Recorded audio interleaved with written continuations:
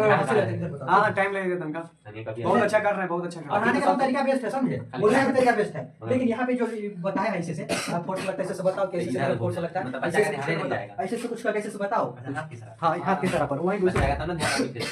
हम लोग electric charge में देखें, एक ठो यहाँ पे प्रोटॉन हो गया और यहाँ पे एक ठो इलेक्ट्रॉन हो गया, जो कि एक दूसरे के विपरीत चार्ज लगा रहा है। तो वैसा चार्ज जो एक दूसरे के विपरीत चार्ज लगा रहा है तो उसको इलेक्ट्रिक चार्ज कहा जाता है। इलेक्ट्रिक चार्ज को यहाँ क्यों से डिनोट किया जाता है, आपसे एग्जाम में पूछा जाएगा इलेक्ट्रिक चार्ज का एसआई यूनिट क्या होता है। तो इलेक्ट्रिक चार्ज का एसआई यूनिट कूलम होता है, और इलेक्ट्रिक चार्ज का सीजीएस यूनिट क्या होता है। तो इलेक्ट्रिक चार्ज का सीजीएस यूनिट स्टेट कूलम या ईएसयू होता है, जिसको इलेक्ट्रोस्टैटिक यूनिट कहा जाता है। तो 1 कूलम बराबर पूछा जाएगा, तो आप लोग लिखिएगा 3 × 10 के पावर 9 ESU इलेक्ट्रोस्टैटिक कूलम। इसका डायमेंशन फॉर्मूला पूछा जाएगा, Q बराबर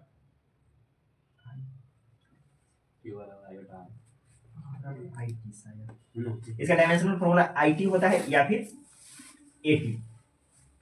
ये हो गया। अब हम लोग चार्ज के टाइप पे देखते हैं। चार्ज दो प्रकार के होते हैं, एक पॉजिटिव एक negative.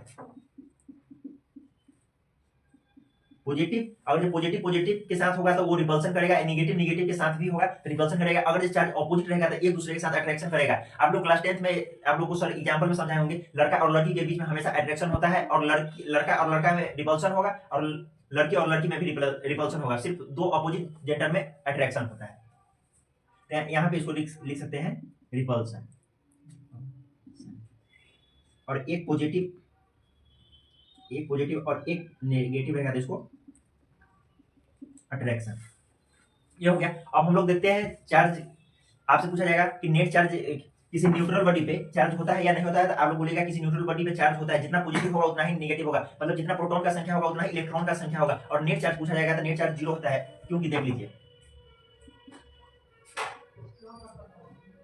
Proton electron proton 1.6 × 10⁻⁻19 coulomb plus 1.6 × 10⁻⁻19 coulomb. यहाँ आप देख सकते हैं एक तो प्लस में है और एक तो माइनस में, जिसके कारण ये दोनों कट जाएगा। इसके लिए इसका नेट चार्ज 0 हो जाएगा।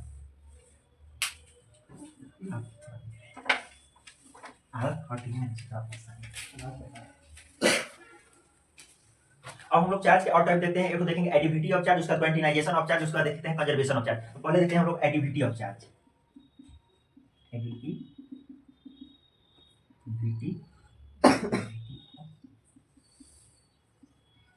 एडिविटी ऑफ चार्ज, तो बोलिएगा एक सिस्टम में जितना चार्ज, उस सब के चार्ज को अगर जो जोड़ देते हैं तो उसको एडिविटी ऑफ चार्ज कह देते हैं। आइए यहाँ समझते हैं।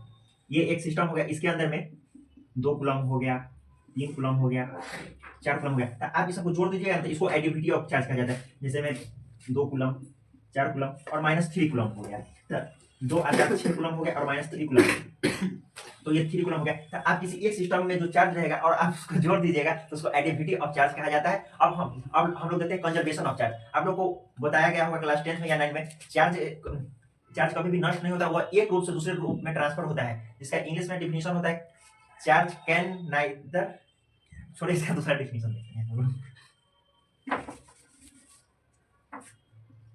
कोई बात नहीं, वीडियो अभी नहीं बन रहा है। ऑफ चार्ज पूछा जाएगा तो आप लोग बोलिएगा total initial charge becomes equal to total final charge. मतलब जितना इधर अगर इनिशियल चार्ज जितना रहेगा ना उतना ही फाइनल चार्ज रहेगा। तो इसी को बोला जाता है कंजर्वेशन ऑफ चार्ज। आप लोग लिखिएगा be can say the total initial charge of a system, total final charge of a system. उसके बाद आपसे पूछा जाएगा, आप अगला टॉपिक है quantization of charge. Quantization of charge क्या होता है, तो आप क्वांटिनाइजेशन ऑफ चार्ज क्या समझिए, Q बराबर प्लस माइनस N। ठीक है, क्वांटिनाइजेशन ऑफ चार्ज Q बराबर प्लस माइनस N, तो जिससे Q का मतलब होता है चार्ज ऑफ बॉडी, N का मतलब होता है नंबर ऑफ इलेक्ट्रॉन,